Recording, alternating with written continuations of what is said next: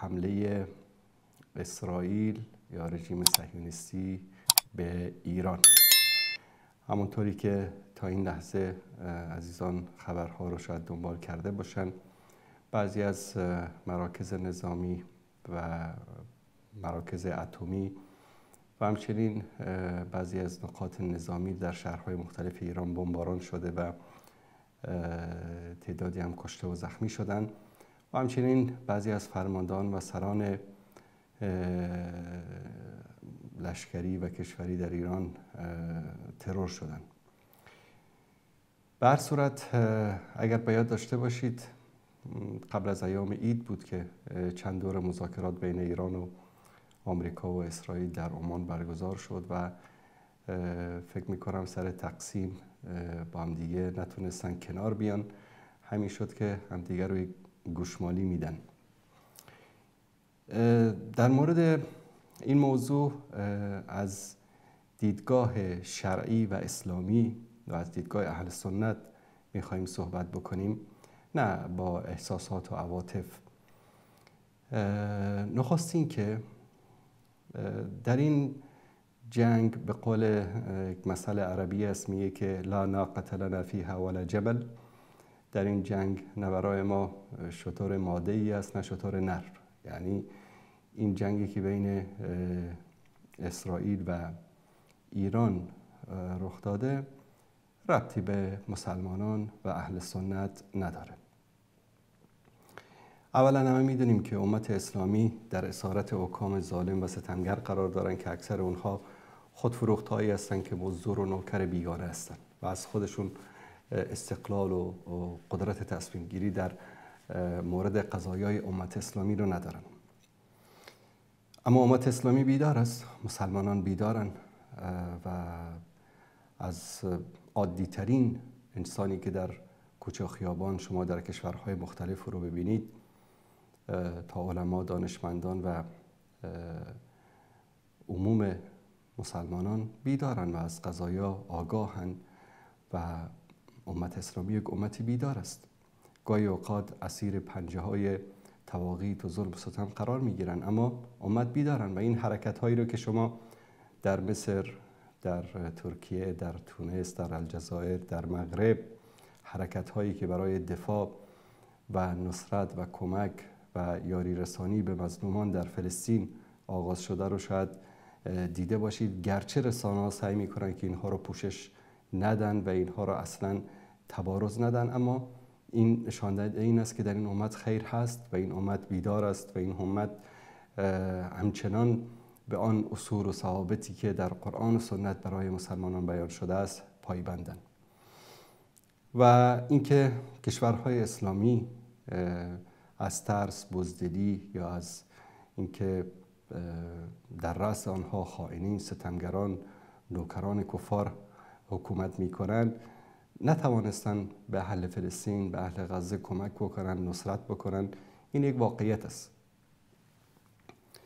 و شاید بعضی در مقابل بگن خب مثلا حزب الله و یمن و ایران و بعضی از این کشورها حرکت هایی کردن. این حرکت ها اکثرا در چارچوب مصالح خودشون بوده یا بنابر دستوراتی که از رژیم آخوندی ایران می گرفتن و به خاطر اسلام و به خاطر اهل سنت و به خاطر مظلومان نبوده.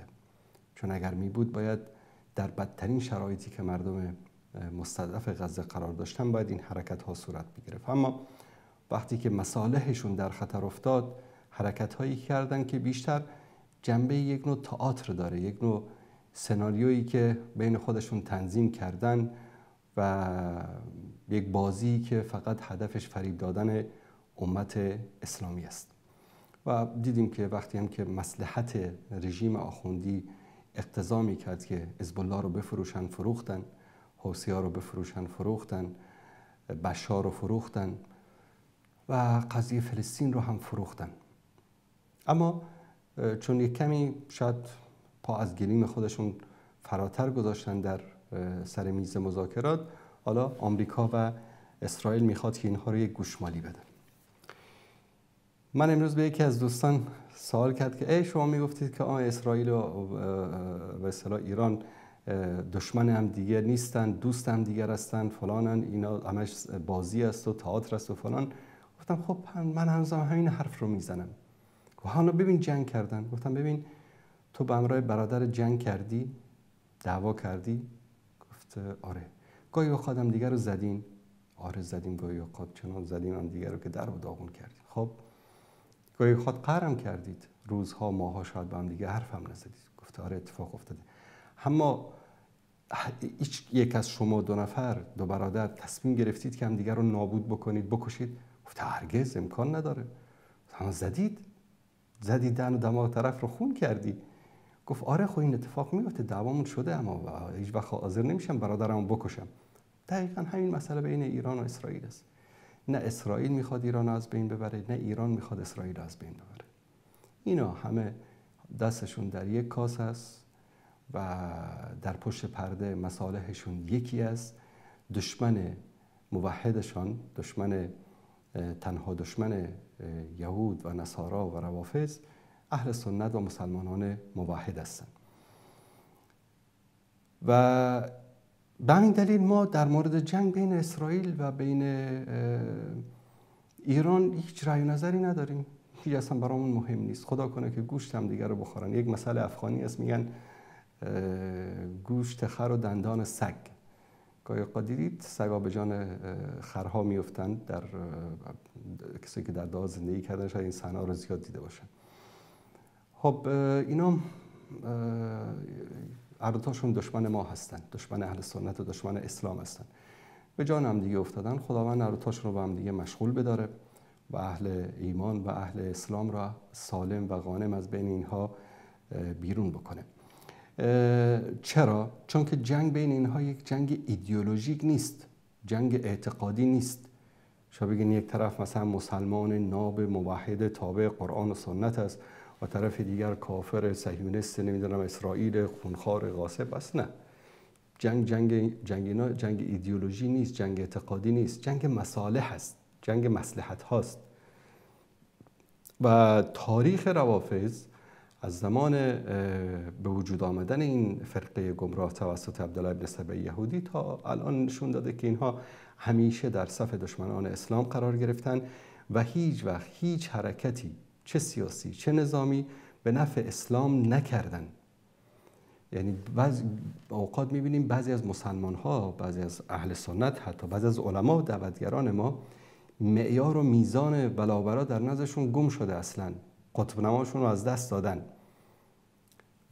میزان ولا و برا در نزد اونها به جای اینکه توحید و عبادت الله سبحانه و تعالی باشد و شرک و توحید باشد، میزان و معیار در نزد اونها چی است؟ کی از فلسطین طرفداری میکنه، کی از فلسطین طرفداری نمیکنه. این مسئله درست است، فلسطین مظلوم هست، فلسطین باید کمک بشه، فلسطین باید نصرت بشه، ما کوتاهی کردیم، امت عاجز مانده و هر چقدر ببین در این زمینه کم گفتیم. منتها آیا معیار ولا و برا فلسطین است که کسی که در کنار فلسطین قرار گرفت موحد و مسلمان واقعی است و کسی که قرار نگرفت کافر و مشرک و فلان و علان است؟ نه، این نیست. ببین ما هیچ وقت کشورها، مناطق، انسانها، شخصیتها را نباید معیار قرار بدیم. چرا؟ چون مثلا احزاب فلسطین مثل حماس، جهاد اسلامی و غیره به خاطر مصلحت و بارها ما این را ذکر کردیم در کنار ایران قرار گرفتن و ایران به خاطر مصلحت در مواقعی به اینها کمک کرد. در مواقعی، همیشه نه، گاهی اوقات بهشون کمک کرده. آیا کمک کردن ایران سبب این میشه که ما ایران رو بیاریم در خانه موحدین و اهل ایمان و اهل توحید و یکتاپرستی و با اینها ولا داشته باشیم و با کسانی که دشمن ایران هستن براءت داشته باشیم؟ نه. معیار ولا و برا در قرآن و سنت واضح و آشکار است و اینها در طول تاریخ همیشه مثل یک غده سرطانی در بین مسلمان ها بودن. هیچ وقت در تاریخ اسلام روافض به مدت 1 ثانیه در کنار مسلمان ها در مقابل کفار قرار نگرفتن، الا گاهی که اگر مصلحتشون این رو اقتضا کرده و بعد از اینکه به مصلحتشون دستش رسی پیدا کردن، اولین کاری که کردن از پشت به مسلمان ها خنجر زدن. نمونهش افغانستان، نمونهش عراق، نمونهش سوریه، نمونهش یمن، نمونهش لبنان، نمونهش کشورهای آفریقایی، پاکستان و کسی که اینا رو ندونه و خبر نداشته باشه باید کمی به عقلش فشار بیاره. در این شکی نیست که اهل سنت دشمن اول اسرائیل هست. این رژیم صهیونیستی اسرائیل دشمن درجه‌ای که اهل سنت هست، نه دشمن درجه‌ای که ایران، نه دشمن درجه‌ای که شیعیان، نه دشمن درجه‌ای که روافض. یعنی امروز اسرائیل اگر مناطق رو اشغال کرده، مناطق اهل سنت است. کسانی که امروز با اسرائیل درگیر هستند اهل سنتن. بیش از 80-90 سال سرزمین هایی که داره با ظلم و ستم و شکنجه و قتل و کشتار و زندان داره اداره میشه تحت سیطره و اشغال رژیم صهیونیستی، سرزمین های اهل سنت است. و واضح و آشکار است که در طول جنگ ایران و عراق، چون یک طرف شیعه رافضی بود و طرف دیگر اکثریت اهل سنت بودن، به همین خاطر اسرائیل رو دیدیم که در کنار ایران قرار گرفت و ایران رو کمک کرد و فضایح اینا که تا دلتون بخواد واضح و آشکار است. پس ما در مقابل دو دشمن اهل سنت هستیم، یکیش رژیم آخوندی ایران و یکیش رژیم صهیونیستی اسرائیل. و حالا اگر ایران در این جنگ ببره و یا اسرائیل ببره، هر دوتاش به ضرر اهل سنت است، به نفع اهل سنت نیست. اسرائیل اگر این جنگ رو ببره طبیعتاً ظلم و ستم بر سرزمین‌های اشغالی و شاید پا فراتر از سرزمین‌های اشغالی بگذارن، یک مسئله واضح و آشکار است. و اگر ایران در این جنگ برنده باشه، طبیعتاً که باز همون هلال شیعی و نمیدونم توسعه طلبی های رژیم آخوندی در سرزمین های عربی و اسلامی دوباره ادامه خواهد داشت و بیشتر خواهد شد. به همین دلیل هر کدوم اینا اگر در این جنگ برنده بشن به ضرر اهل سنت است. هیچ کدومش به نفع اسلام و مسلمان ها نیست. زیرا ایران از قضیه فلسطین به عنوان یک برگ برنده همیشه در مذاکرات در ساحات سیاسی و نظامی به خاطر مصلحت خودش استفاده کرده، نه به خاطر مصلحت امت اسلامی و حتی نه به خاطر مصلحت مردم فلسطین. بله، هر دو طرف اگر به قدرت برسن، هر دو طرف اگر قوی باشن، هر دو طرف اگر سیطره پیدا بکنن، به اهل سنت رحم نمی کنن. دشمن لتجدن اشد الناس عداوة للذین آمنوا اليهود والذین اشركوا. الله متعال میگه، یعنی سخن الله سبحانه و تعالی دیگه هیچ شک و شبهه‌ای در اون نیست. میگه شما پیدا نمی کنید دشمنی شدیدتر برای مسلمانان موحد غیر از یهود و مشرکین. و این یک حقیقت و واقعیت قرآنی است، کسی اینو نمیتونه انکار بکنه. دشمنترین، شرورترین، ظالمترین دشمن برای موحدین کی است؟ برای مسلمانان کی است؟ یهود و روافض. و این در طول تاریخ ثابت شده. پس چه باید کرد؟ به نظر من حکام کشورهای اسلامی، چون دنیا در حال تغییر است و این احساسات و عواطف و غضب ملت رو و امت اسلامی رو نمیشه ساکت کرد، اینو نمیشه نابود کرد و این غضب یک روزی انفجار خواهد کرد. مانند مصر، مانند تونس، مانند سوریه، مصر، کشورهای مختلف، یک روزی این کینه و این احساسات و عواطف و این غضب مردمی تبدیل به طوفانی خواهد شد و ریشه شما را خواهد کند. بهتر این است که سر عقل بیایید، در کنار ملتتون وایستید، ملت‌ها را در آغوش بگیرید و به ندای حق گرایانه ملت‌ها لبیک بگید و دست از این ذلت و خواری بردارید. چون این دنیا، در این دنیا قانون حاکم قانون جهانی، قانون سازمان ملل، قانون حقوق بشر، قانونی که امروز به نام به اصطلاح نظام‌های بین‌المللی در دنیا حاکم است، قانون جنگل است. هر کس که قدرتمند است او حاکم است. هر کس که قدرتمند است حرف اول رو میزنه. کسی که ضعیف است محکوم به شکست است، محکوم به ذلت است، محکوم به خواری است و این یک واقعیت است. ثانیاً این یک انتقام الهی است از نظام ایران. شما فکر میکنید که آه مظلومان در سوریه، در عراق، در افغانستان، در کشورهای مختلف، اینها فراموش میشه؟ هرگز فراموش نمیشه.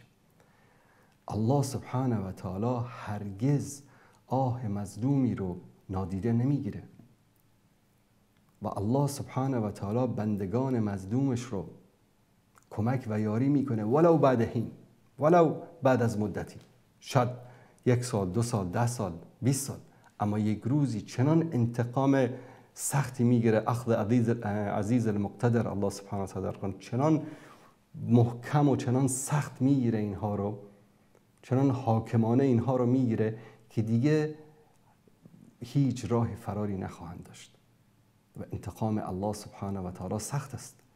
امروز این کسایی که امروز کشته شدن، دست اینها تا آرنج به خون کودکان مظلوم سوریه و عراق و اهل سنت آغشته بود. 10,000 هزار بلکه 100,000 هزار کودک و زن بیگناه رو در سوریه قتل عام کردن، در عراق قتل عام کردن به نام اهل سنت، به خاطر که سنی بودن، به خاطر که موحد بودن و اینها در چنان تکبر و غرور و غرش خودشون بودن که فکر میکردن که دنیا دیگه به کام اینهاست و هیچ تغییری نمیاد و این انتقام الله سبحانه و تعالی است. و ما هم دعا میکنیم که اللهم اضرب الظالمین بالظالمین، خداوند ظالمین را به وسیله ظالمین بزنه و از بین ببره. خوشحالیم، والله خوشحالیم از این که این جنایتکاران خوناشام امروز به دست یک جنایتکار و خوناشام دیگری از بین میره، اصلا خون پلیدشون هم به دست امت اسلامی ریخته نشه. و انتقام الهی است، انتقام الهی از نظامی که 40 سال در حق مسلمان ها ظلم و ستم کرده، غیر از تفرقه و اختلاف و عداوت و دشمنی چیز دیگری رو به بار نیاورده این نظام و این انتقام الهی است که الله سبحانه و تعالی داره میگیره. اللهم سلط الظالمین علی الظالمین و خرجنا من بین ایدیهم سالمین. الله سبحانه و تعالی ظالمین را بر ظالمین مسلط بکنه، هر دویشون رو نیست و نابود بکنه و مسلمان ها را سالم و غانم از بین آنها بیرون بکنه. این اتفاقی بود که امروز صبح افتاده بود و تا هنوزم جریان داره. امیدوار هستیم که الله سبحانه و تعالی شر کسانی که در پی ذلت و خواری امت اسلامی هستند از بین ببره، چه رافضی باشه، چه یهودی باشه و چه نصرانی باشه و چه منافق.